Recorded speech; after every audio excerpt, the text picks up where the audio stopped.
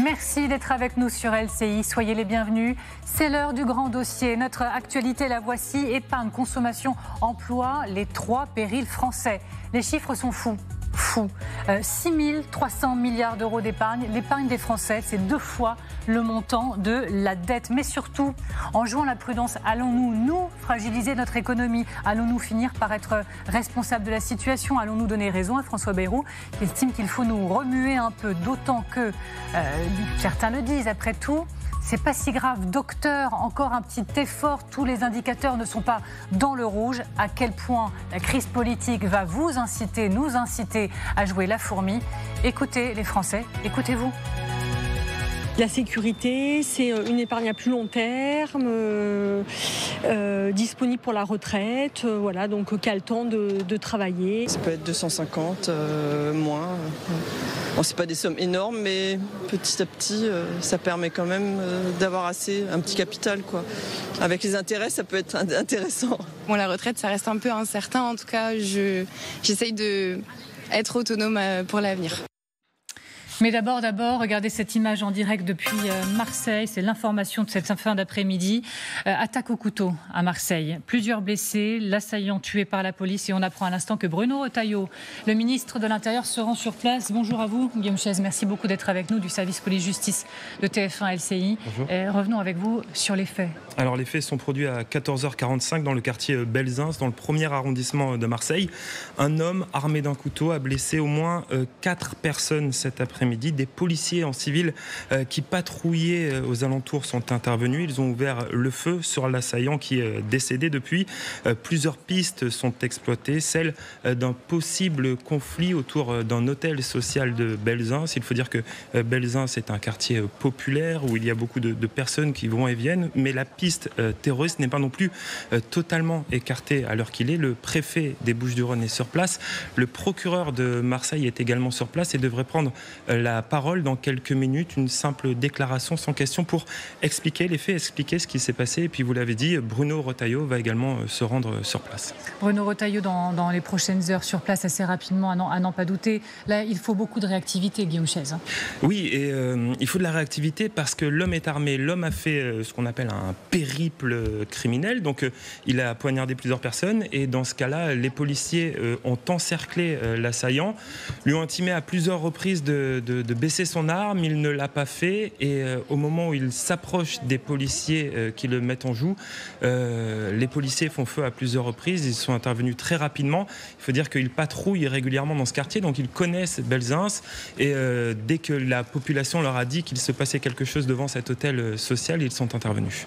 Merci beaucoup Guillaume. Donc vous l'avez compris, nous suivrons cette information avec Bruno Retailleau attendu à Marseille. Je redonne l'information, attaque au couteau, plusieurs blessés, l'assaillant tué par la police. Merci beaucoup Guillaume. Je reprends le fil de notre grand dossier. Je rappelle notre enjeu, épargne, consommation, emploi, les 3 périls français. Renaud Pilat est avec nous. Bonjour, merci beaucoup. Bonjour. Renaud Pilat. Valérie Nataf également, bonjour à vous. Pascal Perry, ravi de vous retrouver bien évidemment. Et merci à vous Pascal Perrineau, politologue, professeur à Sciences Po. Le goût de la politique, c'est votre livre aux éditions Odile Jacob. Merci d'avoir accepté notre invitation. Pour commencer, ce chiffre, une information de la journée. Ça y est, le taux d'intérêt de la dette française à 30 ans dépasse 4,5%. C'est une première depuis 2011. Et pour moi, l'occasion d'aller avec Pascal Perry devant mon écran géant. Parlons ensemble des conséquences concrètes pour les Français.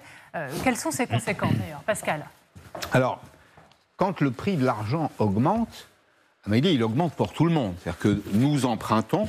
Quand vous empruntez de l'argent, vous l'empruntez à une banque.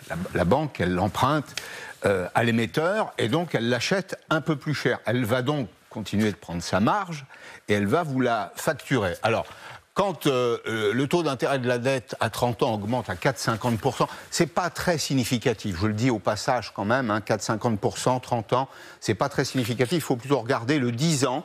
Le 10 ans est au-dessus de 3,50 aujourd'hui. Mais les conséquences, puisque vous me posez la question, c'est par exemple pour tous les acheteurs, pour tous ceux qui veulent acheter un bien immobilier, c'est que le prix de l'argent va augmenter. Et donc à chaque fois qu'il y a une augmentation, la part des intérêts, en plus du capital, du principal que vous remboursez, vous commencez d'ailleurs souvent par les intérêts, augmente et donc le prix d'achat lui-même, le financement plutôt du prix d'achat augmente. Crédit à la consommation, ça paraît à peu près évident. Ça, c'est pour les ménages. Puis vous avez les entreprises. Les entreprises, elles vont lever de l'argent en bourse. Elles n'ont pas nécessairement suffisamment de fonds propres pour investir, acheter de nouvelles machines. Vous savez, la croissance d'une entreprise, ça consomme toujours du cash. Et donc, il faut pouvoir compter sur les concours bancaires. C'est d'ailleurs le modèle de financement du capitalisme français. C'est plutôt s'adosser aux banques. Et là, pour l'investissement des entreprises, ça a des conséquences. Je m'empresse de dire, Amélie, que les banques en France sont très solides. Nous avons été dévalués en raison de décisions politiques, mais quand on regarde le bilan des banques, il est extrêmement solide. Merci Pascal, parce que vous allez le comprendre, on va essayer de chercher le positif là où on peut le trouver quand même, malgré tout, aujourd'hui. Bon, je ne vais pas améliorer les choses, ceci dit, en vous parlant du moral des ménages, parce que selon l'INSEE, le moral des ménages a encore reculé en août et se situe bien au-dessous de sa moyenne de période longue. Alors, on peut y retourner, Pascal, retrouvons nos invités. Ça va s'aggraver avec... Quel impact? Est-ce que ça peut s'aggraver, Pascal, vous allez peut-être pouvoir me répondre, Pascal Perrineau, au rythme des déclarations politiques? Par exemple, le verrou qui saute, le tabou même de la démission d'Emmanuel Macron, regardez.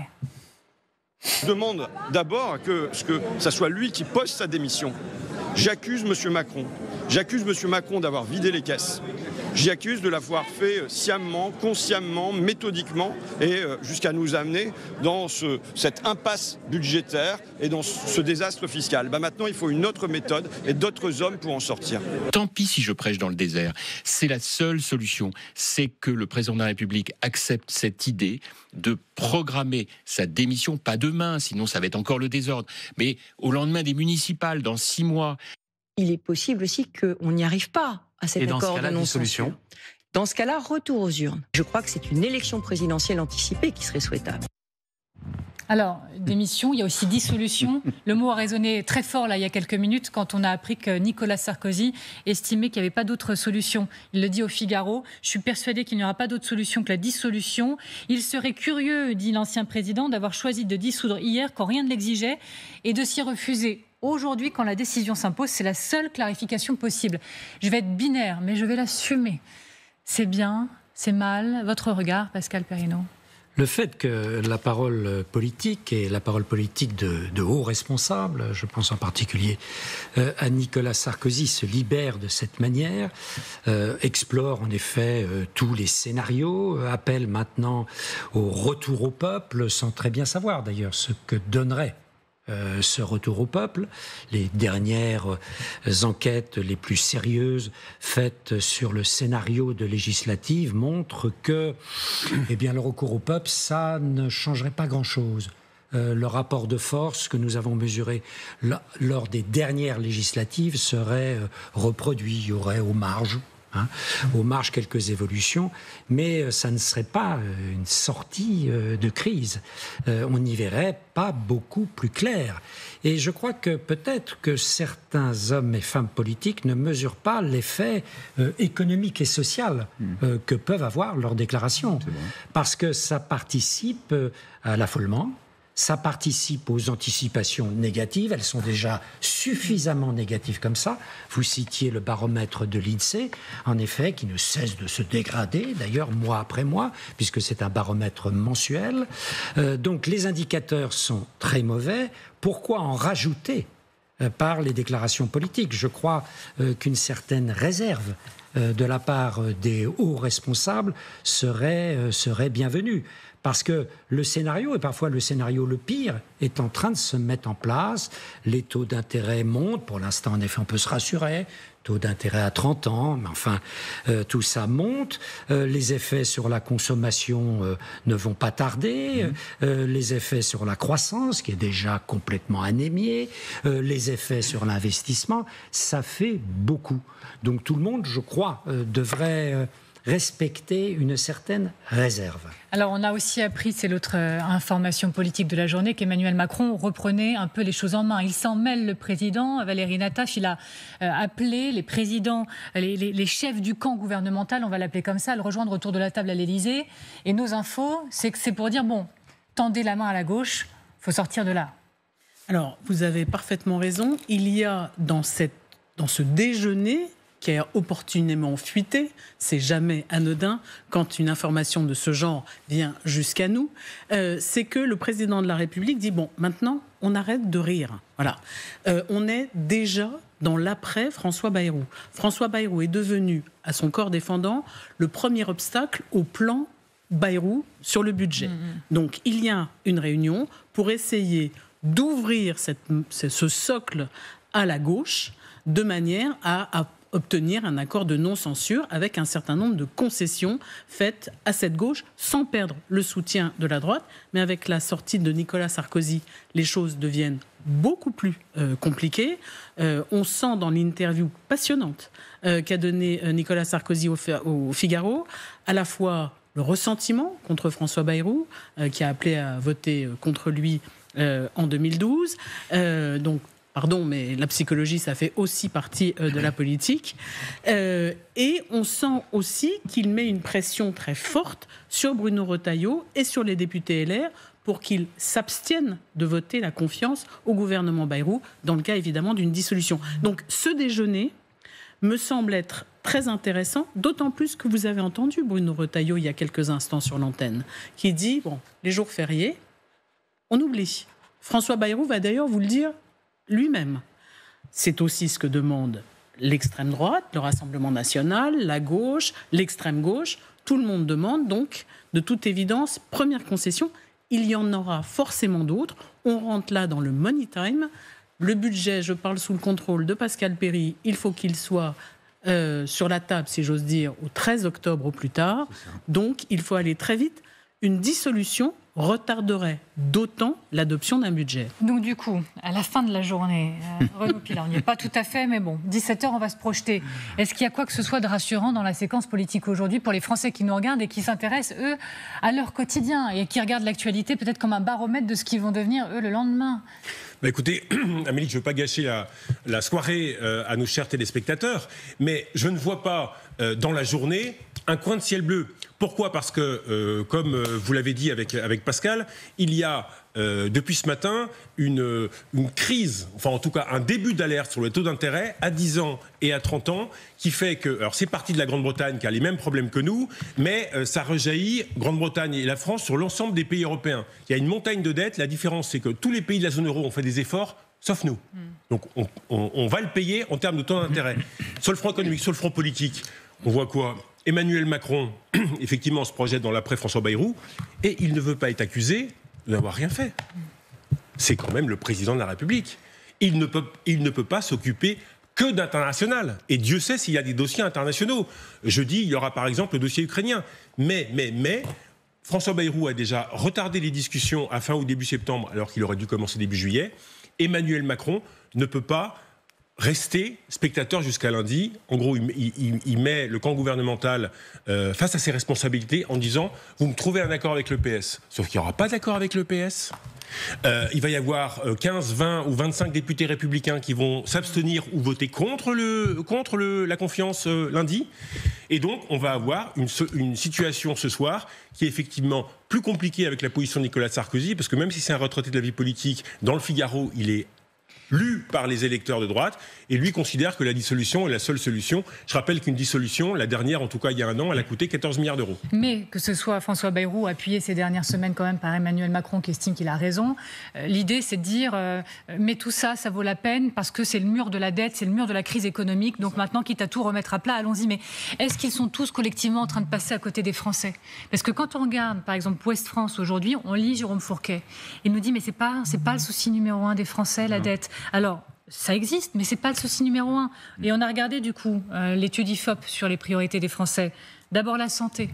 Ensuite, c'est la lutte contre la délinquance. Après vient l'éducation, la hausse des prix, le relèvement des salaires et du pouvoir d'achat, la lutte contre le terrorisme. Et après, la réduction de la dette publique. Est-ce qu'on est en train d'entraîner les Français dans une perte de confiance? C'est-à-dire, bon, on passe à côté de nos priorités et donc, ça ne va pas s'arranger. Et quelles conséquences, encore une fois, de cette perte de confiance? On ne passe pas à côté, on creuse. On creuse la défiance. La défiance, elle est déjà là. Il ne faut pas se cacher derrière son petit doigt. C'est une défiance à plusieurs visages, à la fois une défiance économique, une défiance sociale et une défiance politique qui n'a jamais été aussi profonde sous la Ve République.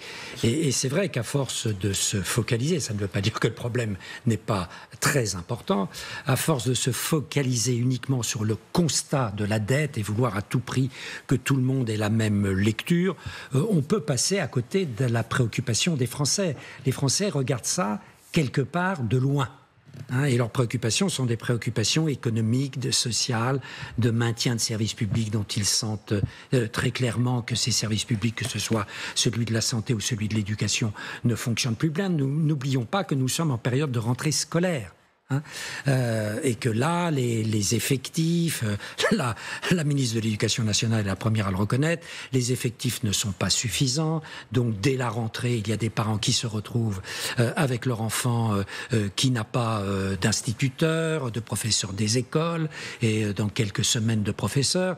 Donc, tout cela met l'accent, en effet, sur la dimension d'un modèle social français auquel les Français sont attachés, mais dont ils se rendent bien compte que nous n'en avons plus les moyens et que même ce modèle social, il va falloir le faire évoluer. Alors, Pascal Perry, je vais vous demander si vous pensez que Jean-Luc Mélenchon a raison. Attention. À 13h, au journal de 13h, c'était le week-end dernier, il a été l'invité du journal de Anne-Claire Coudray. Jean-Luc Mélenchon, c'était il y a 2 semaines, pardon. Petite faille spatio-temporelle pour moi. Mais il a dit cette phrase, il a dit, mais les Français, ce qu'ils attendent, c'est pas qu'on leur vide le frigo, c'est qu'on le remplisse. On va l'écouter. Si monsieur Bayrou, qui vit en dehors de la réalité, a besoin de 40 milliards, je l'informe que les Français se demandent comment ils vont remplir le frigo et qu'ils ne lui demandent pas comment il va le vider. Il a raison. Alors, bon, d'abord, en France, les frigos ne sont pas vides. On va peut-être arrêter un tout petit peu de présenter la France comme un pays du tiers-monde, au sens où je l'apprenais dans les livres de géographie quand j'avais 18 ans.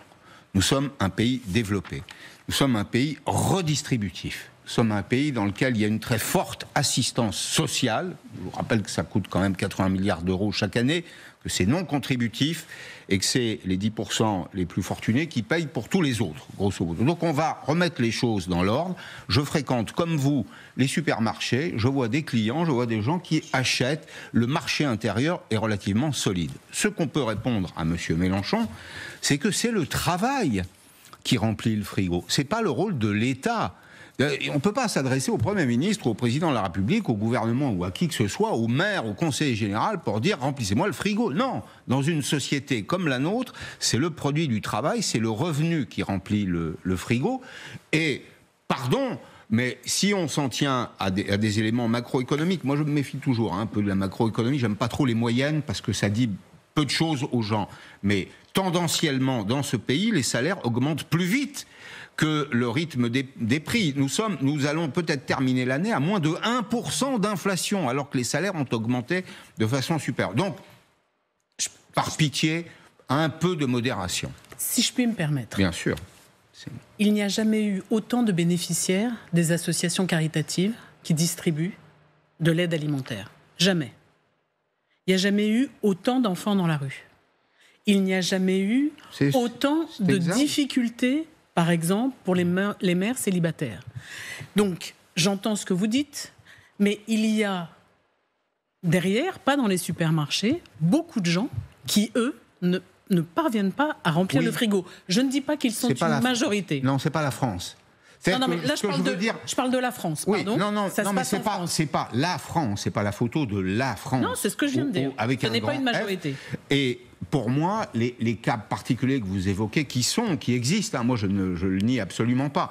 Je rappelle quand même qu'on distribue beaucoup d'aides en France, ne forment pas une réalité statistique. Donc regardez le pays à l'aune simplement de cas qui sont des cas particuliers, même s'ils sont... Non, mais même si on trouve 10 000, 50 000, 100 000, 200 000 personnes, prenons un tout petit peu de distance par rapport à ces images, parce que ça fausse la réalité, ça présente notre pays pour ce qu'il n'est pas. 9 millions sous le seuil de pauvreté. 9 millions de Français. Mais dont plus de la moitié du revenu provient de transferts de revenus sociaux. Pascal Perrineau. Oui, le problème, c'est que nous avons un modèle social qui, je continue à le croire, quand on le compare à nos voisins européens ou du monde développé, aux grandes démocraties, nous avons un modèle social de pays riches alors que nous sommes peu à peu en train de nous appauvrir. Et qu'il va bien falloir poser cette question. Voir où on peut serrer les boulons, voir ce que l'on peut maintenir, voir ce qu'il faut faire évoluer. Et d'ailleurs, dans les propositions du Premier ministre, il y a des éléments qui permettraient de commencer à nouer ce débat, même si on l'a vu avec les dirigeants de LR à la sortie de la rencontre. On n'est pas d'accord tous sur les moyens. Mais enfin, le problème, c'est que c'est un peu bizarre ce qui est en train de se passer. Parce qu'on a un débat qui a été initié par le Premier ministre sur des questions de forme avant que l'on parle du fond. Parce qu'au fond, ça aurait été davantage logique d'engager la discussion budgétaire, de voir ce qui posait problème et éventuellement, à ce moment-là, d'activer la question de confiance. Là, c'est purement sur une question de forme qui est posée en amont. Alors, je fais tous mes gestes pour accueillir Monsieur de Sertine, Philippe de Sertine, bonjour et merci beaucoup de nous avoir rejoints sur ce plateau. Vous êtes économiste, vous êtes directeur de l'Institut des hautes finances, vous êtes auteur de L'Horizon des possibles aux éditions Robert Laffont. Merci de nous avoir rejoints. On va ensemble continuer d'explorer ce thème de ce grand dossier, épargne, consommation, emploi. Les 3 périls français, ça s'annonce, comme vous le savez, passionnant. À tout de suite. Vous êtes bien toujours devant le grand dossier avec ce soir cette thématique, je la rappelle, épargne, consommation, emploi, les 3 périls français. Toujours avec nous Philippe de Sertine, que je resalue, Pascal Perrineau, je vous resalue également, tout pareillement Pascal Perry, Valérie Nataf et Renaud Pilat.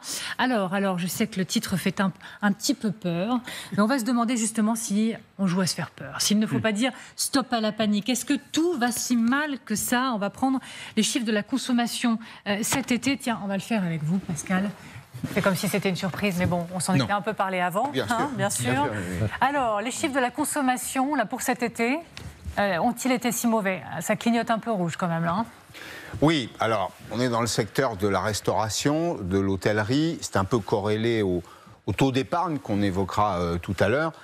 Dans les périodes d'optimisme, de croissance, quand il y a une vraie visibilité, les ménages ont plutôt tendance, une propension, on parle de propension à consommer. Là, ils le font moins. L'arbitrage, il se fait souvent, d'ailleurs, pendant les périodes de vacances, sur la restauration, sur l'hôtellerie. On choisit, il y a une évolution du mode de consommation des vacances. On choisit, par exemple, plutôt le camping que l'hôtel. On réduit les séjours. On prépare son déjeuner, son dîner à la maison. On va moins au restaurant. Alors, sur l'achat de biens, c'est là aussi directement lié au prix de l'argent qu'on évoquait tout à l'heure. La rareté des biens. Il y a 2 ou 3 phénomènes dans ce domaine qui sont assez significatifs. D'abord, il y a une assez forte pression sur ce qu'on appelle les zones tendues dans le domaine du logement. C'est-à-dire que l'offre disponible est relativement faible, la demande a tendance à augmenter, le prix de l'argent augmente et les prix, même s'ils ont baissé, ils ont baissé de façon relativement marginale. Mais quand vous regardez la consommation générale, il y a un recul de la consommation de biens manufacturés. En gros, est-ce que c'est passager? Est-ce que c'est cet été où on est sur un tableau noir un peu plus profond pour la consommation? Il faudrait tout de suite qu'on parle d'épargne parce que c'est lié. Si nous sortons du brouillard politique, s'il y a une vraie perspective de sortie de crise, le Premier ministre l'a dit, il a terminé d'ailleurs son intervention dimanche sur LCI en disant, en substance, mais il y a des horizons qui sont plus prometteurs. Si on arrive à vendre aux Français l'idée qu'il y aura un traitement curatif de la dette, que ce sera peut-être douloureux mais supportable, et que c'est pour sortir de l'ornière dans laquelle nous sommes aujourd'hui, la tendance à consommer, elle reviendra. Les Françaises et les Français épargnent. Pourquoi? Parce qu'ils ont peur. L'épargne, elle est indexée sur l'inquiétude. On en reparle un petit peu plus tard, et vraiment on reviendra devant cet écran pour rentrer dans le détail de l'épargne des Français. Mais Philippe de Sertine, cette question, je vous la soumets. Est-ce que vous êtes sur ce plateau pour nous dire stop à la panique? Stop au catastrophisme. C'est pas tout à fait la même chose. Donc la panique, non, on n'est pas dans un mode panique aujourd'hui. Est-ce que nous sommes, du fait de la crise politique, dans une situation économique qui se détériore et qui donc va avoir des conséquences sur les Français, ça ne fait aucun doute. Je crois que vraiment ça, on doit l'avoir à l'esprit. Avant de rentrer sur ce plateau, j'ai écouté d'ailleurs l'évolution des taux auxquels la France emprunte. On a en ce moment dans le monde, évidemment pour la dette française, une augmentation très significative. Le taux de la dette à 30 ans français aujourd'hui est en train de passer les 5%, ce qu'on n'avait pas connu depuis 2007. Ce qui n'est pas du tout une bonne nouvelle, qui entre parenthèses a des impacts sur le crédit de l'immobilier. Nous ne sommes pas les seuls, mais la dette française très clairement est sous tension, donc le coût, on va dire, du déficit est en particulier, si nous restons dans l'immobilisme, s'il n'y a pas de réduction de notre déficit parce que simplement il n'y a plus de Parlement, c'est pas bon. On va dire, là c'est pas bon. Je crois qu'en revanche, peut-être ce qu'il faut dire, lorsque vous êtes en train de dire est-ce qu'on doit être dans la vision noire, dans le catastrophisme, je crois qu'il faut redire sans cesse que pourquoi en France, on doit très très vite purger cette situation de finances publiques. Parce que nous sommes à l'aube d'une nouvelle ère de prospérité du point de vue mondial. C'est ça le problème. C'est d'être décrochés, nous. Les Européens et les Français ne sont pas là où il faut, et les Français tout particulièrement. Et plus vous êtes plombé par votre dette publique, plus vous êtes dans une situation où vous ne pourrez pas participer à cette nouvelle prospérité. Ça, je crois que c'est vraiment très important que les gens le comprennent. C'est que l'effort qui est demandé, c'est pas simplement remettre des ratios à un niveau dont ils ne comprennent pas pourquoi il doit être à 3 et pourquoi ça pose problème que ce soit à 5,4. Parce que nous avons aujourd'hui devant nous une ère extraordinaire et d'investissement et de prospérité nouvelle. Alors, et là, tel que nous sommes en train de la rater. Alors vous savez, il y a beaucoup de Français certainement qui nous regardent, qui ont le ressenti, le sentiment d'être déjà dans la crise économique. Et on va se demander s'il y a le ressenti de la crise, comme on parle, vous savez, du sentiment de sécurité, la différence entre le sentiment et la réalité et les faits. D'abord, tendons le micro aux Français. On va d'abord les écouter. Limite quand même beaucoup plus. Parce que ça a augmenté, les prix sont plus chers, etc. Ça nous arrive de partager effectivement un plat au restaurant pour réduire effectivement la note. L'entrée, plat, dessert, ça revient cher. C'est vrai que de plus en plus, je prends qu'un plat. C'est agréable de sortir au restaurant, mais c'est un coût, donc il faut gérer les dépenses. Alors que tous les indicateurs ne sont pas forcément dans le rouge vif, rouge fluo, je ne sais pas si ça existe d'ailleurs. Baisse continue de l'inflation. Non, elle est tombée à 0,9% en août, l'inflation qui dégage du pouvoir d'achat pour les ménages. L'Institut Rexecode estime le gain à mi-année à 1%. Et c'est pas tout. Moi, je l'ai découvert ce matin pour être tout à fait transparente. Le rythme de l'inflation est inférieur à celui de la hausse des salaires. Les salaires des ouvriers, employés techniciens, agents de maîtrise progressent de 2,5%. En 2005, tandis que ceux des cadres augmentent de 2,3%. Oui, il manque une virgule sur votre écran. Oui, alors très clairement. Là. Alors, non, ce ne sera pas 23% d'augmentation, chers Français, pour 2025. Mais du coup, vous voyez ce que je veux dire entre le ressenti d'être déjà dans la crise et la réalité? Vous pouvez rajouter d'ailleurs dans les bonnes nouvelles la baisse très très forte du prix du pétrole, qui d'ailleurs explique en grande partie le frein très fort aussi sur l'inflation, plus fort en France qu'ailleurs. Donc là, effectivement, ce sont des bonnes nouvelles, mais ces bonnes nouvelles, en réalité, on l'a dit, et Pascal le disait tout à l'heure, à partir du moment où les Français ont peur, en fait, ils épargnent. Ils épargnent, et on est à un taux d'épargne absolument historique. C'est-à-dire qu'on va avoisiner les 19% d'épargne. C'est énorme, c'est l'indicateur de la peur, c'est l'indicateur du manque de confiance. Et c'est pour ça qu'on a décidé vraiment de consacrer à l'épargne une grosse partie de cette émission. Donc on va y revenir dans un tout petit instant et toujours en détail avec Pascal Perry. Mais Pascal Perrineau, en revanche, voilà, j'insiste sur ma question. Il y a le ressenti d'être déjà dans la crise. Comment on le reçoit, ça? Est-ce qu'il faut le prendre pour ce que c'est? Bon, voilà, les Français ont le sentiment de la crise, point barre, et peu importe si, par exemple, la croissance n'est pas si mauvaise. Bon, ce ressenti de la crise, il n'est pas nouveau. Simplement, quand on regarde ça, sur 3-4 ans, on s'aperçoit que les Français, non seulement l'ampleur du ressenti de la crise ne cesse de se creuser, d'autre part, les Français sont en train de s'installer dans une véritable culture d'anticipation négative. On prononçait le mot peur, en disant en particulier ce taux d'épargne exceptionnel est l'indicateur de la peur. Je crois véritablement qu'il n'y a pas simplement la France, mais que parmi de nombreuses sociétés développées, on est en train de rentrer dans des vraies sociétés de la peur. La peur devient même un moyen, une forme d'idéologie ordinaire. C'est le rapport que l'on a au monde, la peur. Hein. Je suis en train de terminer un ouvrage sur les peurs des Français. J'ai travaillé tout l'été là-dessus. Et on arrive, quel que soit le domaine, pas simplement dans le domaine économique, mais dans le domaine social, dans le domaine culturel, dans le domaine de la politique internationale, de la politique nationale, on est en train d'arriver à des niveaux de peur vertigineux. Alors qu'on se dit on est une société de gens de plus en plus éduqués, le pouvoir d'achat moyen augmente, tout ça devrait amener tout de même une baisse de la tension. Non. Pas du tout. Pas du tout. La tension n'a jamais été aussi haute. Le pessimisme n'a jamais été aussi profond. Et bien sûr, le politique, à quoi ça sert le politique? Ça doit rassurer. Or, depuis des mois, des semaines, mais peut-être des années, le politique ne rassure pas, il inquiète. Alors, Pascal Perret, je vous vois tous réagir. En un mot, une partie de l'opinion dirait ce sont des peurs d'enfants gâtés. Si on raisonne sur le terrain économique, peut-être qu'on est à la fin d'un cycle économique, démographique, etc. Parce que la démographie, c'est important. Ce qui retient l'attention des Français, ce qui les rassure, c'est le modèle social. C'est un modèle assurantiel, dit bismarckien, de la naissance à la mort, vous êtes garanti, vous êtes assuré. Bon. Sauf qu'il faut le financer. On l'a financé pendant longtemps avec la croissance, avec des gains de productivité, on l'a financé grâce à la démographie. On arrive aujourd'hui au bout. Nous étions un pays de producteurs, nous sommes devenus un pays de consommateurs. C'est qu'on a exporté une partie de nos revenus qui servaient à financer le modèle social, et donc il faut le temps de les rapatrier. Où il faut trouver des gisements de productivité, des gisements de croissance. Comment expliquez-vous, Amélie, qu'un Vietnamien ou qu'un Pakistanais qui n'a ni la sécurité sociale, ni la prime de Noël, ni la prime de rentrée, ni les congés payés, soit plus optimiste, voit la vie de façon plus optimiste qu'un Français qui pourtant est couvert du début jusqu'à la fin? Comment l'expliquez-vous? Dans le détail de l'épargne comme promis, Philippe de Sertine et Renaud Pilin, messieurs. Sans compter l'espérance de vie, peut-être, qui est l'élément le plus important. J'ai oublié. Qui est vraiment l'élément le plus important. En France, on a une des espérances de vie les plus longues. Ça, il faut le redire, évidemment.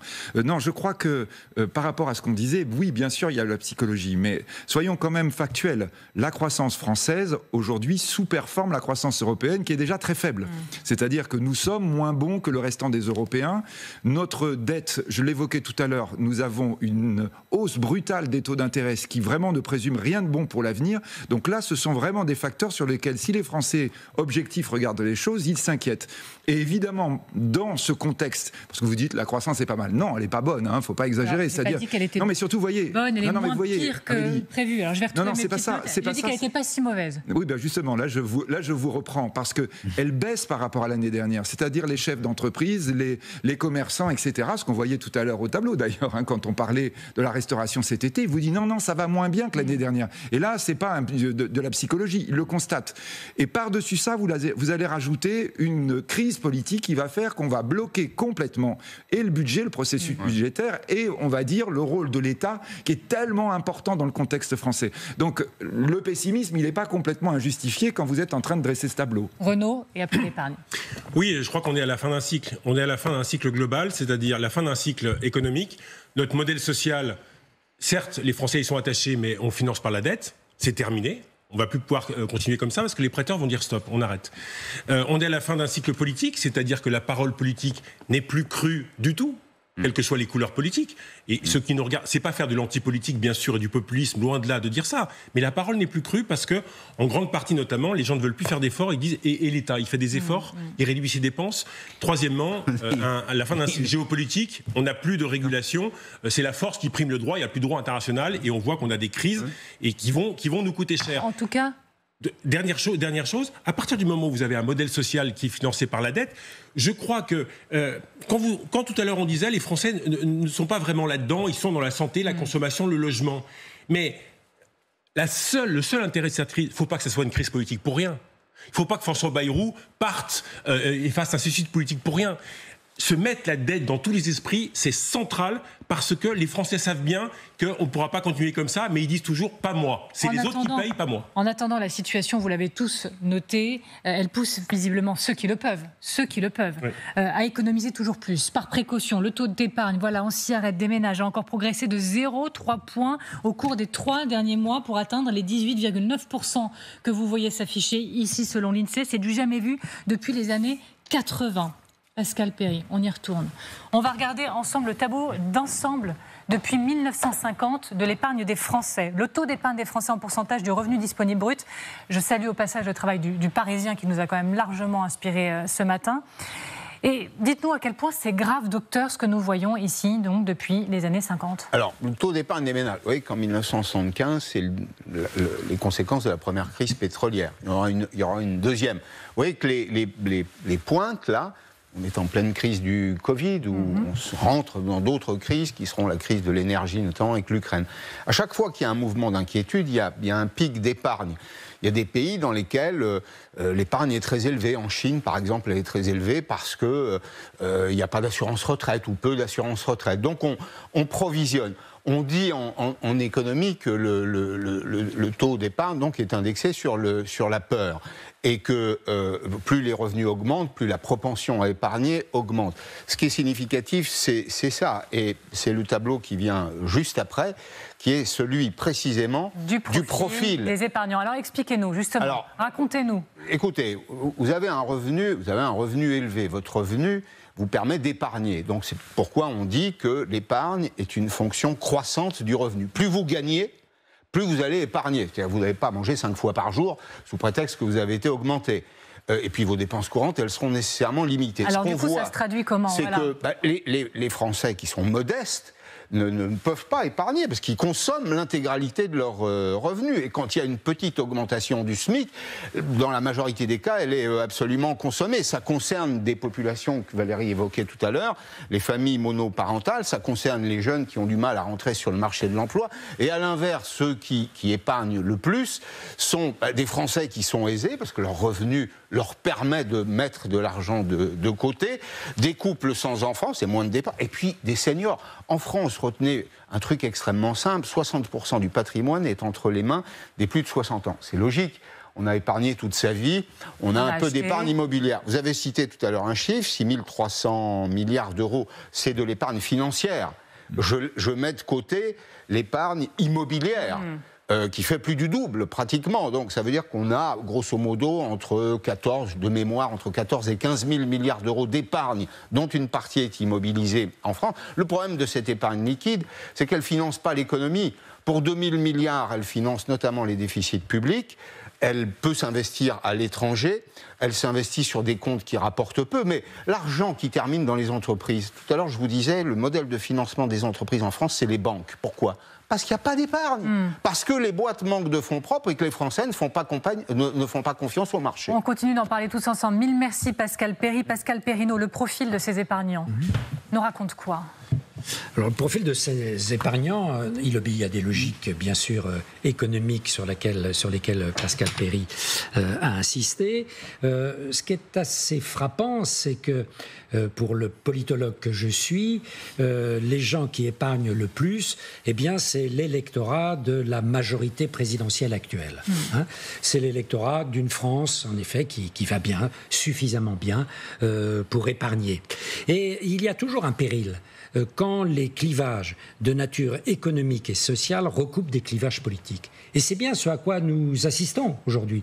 Vous prenez les grands électorats des deux grandes forces protestataires que sont la gauche de la gauche et le Rassemblement national, eh bien vous aurez en masse des gens qui n'ont pas la capacité d'épargner, ou moins une capacité d'épargner beaucoup plus faible que dans les électorats des partis de gouvernement et surtout de la majorité centrale.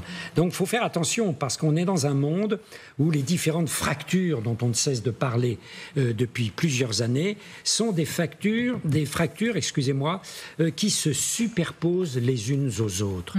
Et pour tous les observateurs des sociétés, quand les fractures géographiques, économiques, sociales et politiques se superposent les unes aux autres, attention, danger. Valérie Nataf, et j'ai une question pour vous, Philippe Dissert. Je vais abonder dans le sens de Pascal Perrineau. En fait, l'inquiétude, et donc l'épargne, est fonction de votre vote, d'une certaine manière. C'est ce que nous révèle l'étude Ipsos de la fin août de cette année.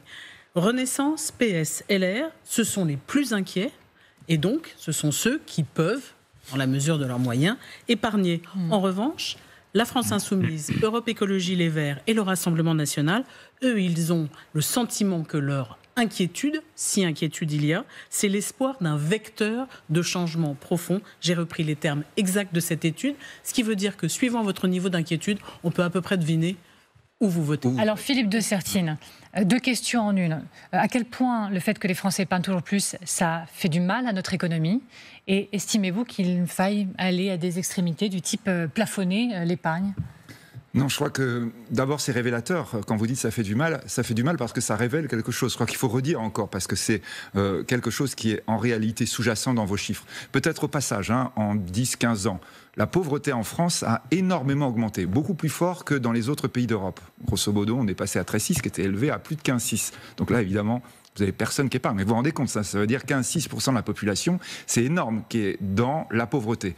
Quand vous allez vous étendez sur le début de la classe moyenne, vous vous rendez compte qu'en réalité, la majorité, si vous ajoutez les gens pauvres plus une classe moyenne, on va dire, peu aisée, en fait, la majorité des Français ne peuvent pas épargner. Quand on évoque les 19% d'épargne, enfin, on est quasiment à 19%, c'est pas la majorité des Français. Et donc ça dit effectivement la fracture de la société que vous évoquez, une fracture qui est évidemment quelque chose de très inquiétant, parce que cela signifie en effet que vous avez vraiment une partie des Français qui ne raisonnent pas comme l'autre. Quand aujourd'hui on va dire il faut par exemple fiscaliser les plus riches, en réalité vous avez une majorité de Français, une majorité qui disent de toute façon, moi à la fin du mois, je n'ai plus rien sur mon compte bancaire.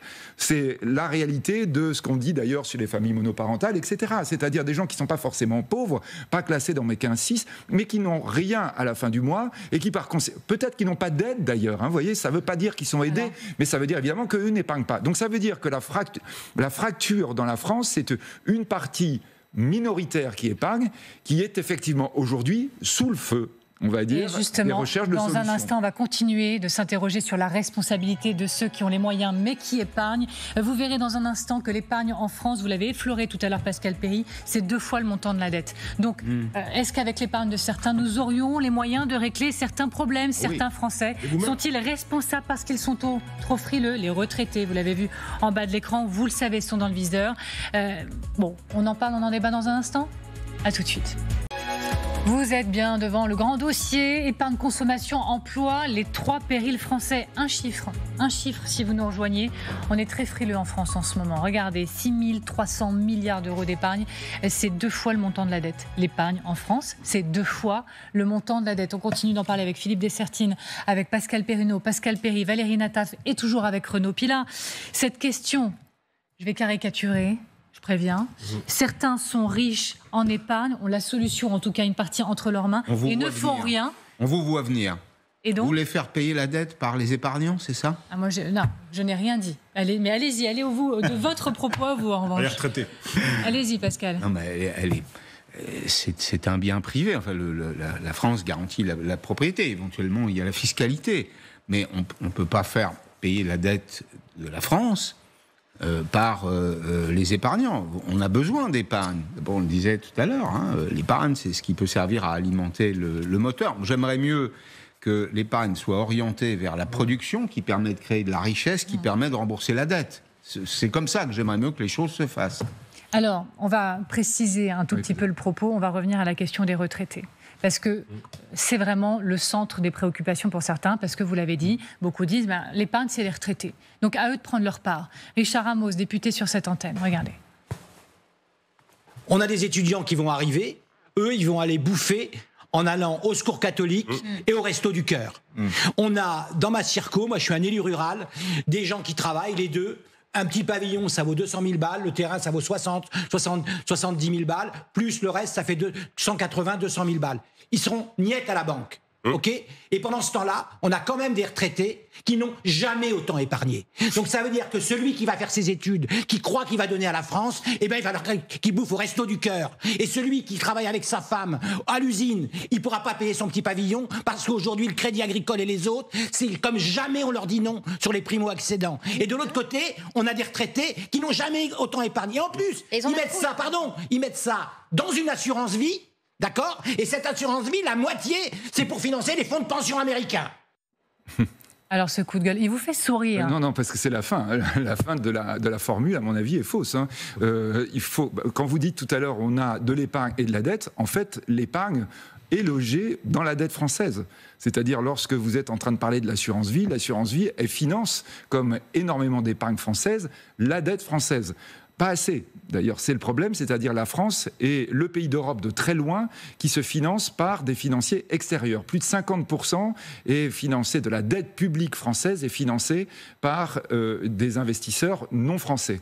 Mais néanmoins, l'épargne des retraités, ne vous inquiétez pas, elle est en réalité, sans que les gens ne le sachent nécessairement, quand vous êtes en assurance vie, eh bien, elle est justement investie en bons du Trésor. Là, ce qui serait catastrophique, par exemple, c'est si les retraités reprennent leur épargne, parce que ça signifie qu'on a d'un seul coup de la liquidité qui nous manque pour racheter sans cesse la dette qu'émet l'État français. Rappelons, on va émettre à peu près 300 milliards cette année. C'est-à-dire la dette, évidemment, il faut la rembourser parce qu'on rembourse de la dette par la dette, on ne la fait jamais baisser. En revanche, si tout d'un coup vous n'avez plus de liquidité, là, il y a un énorme problème. Donc, on doit être vraiment là beaucoup plus clair que les façons dont on peut lancer des diatribes en disant, évidemment, que cette épargne aujourd'hui, c'est pas de l'argent qui est caché sous un lit ou qui est caché sous une cheminée.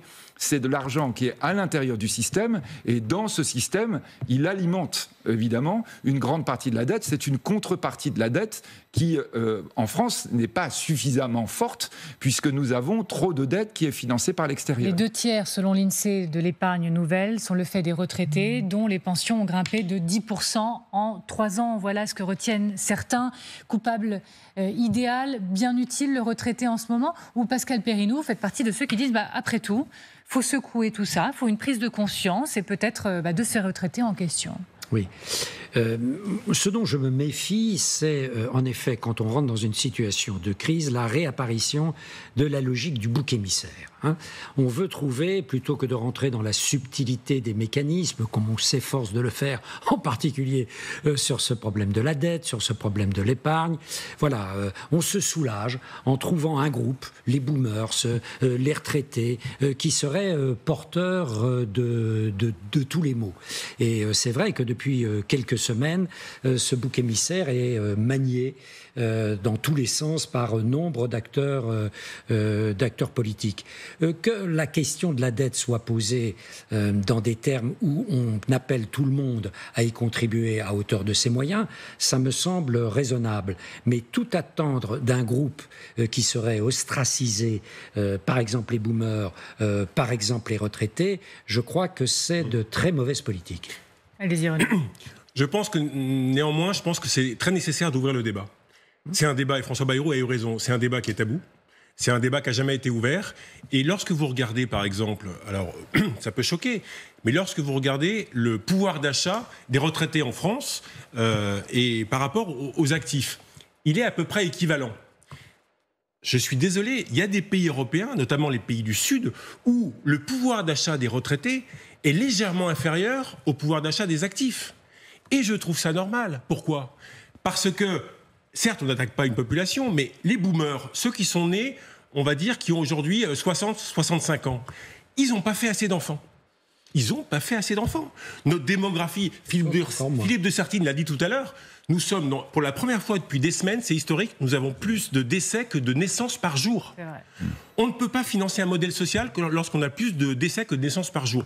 Eh bien ça, je dirais pas, c'est pas de la faute, il ne faut pas pointer, mais c'est un constat, les boomers n'ont pas fait assez d'enfants. Donc à un moment donné, premièrement, et deuxièmement, les 20 ou 25% des retraités les plus riches, je regrette, ils pourraient contribuer un peu plus à la contribution nationale parce qu'aujourd'hui les jeunes, certes, il y a l'IA, il y a tout ce qu'on veut, mais c'est impossible de trouver un petit logement dans une grande ville, c'est impossible de financer des grandes études et c'est impossible de financer beaucoup de choses. Le temps file, Renaud, oui. Je n'arrive pas à lire l'expression de Valérie Nataf. Je n'arrive pas à comprendre ce que vous voulez exprimer. Non mais...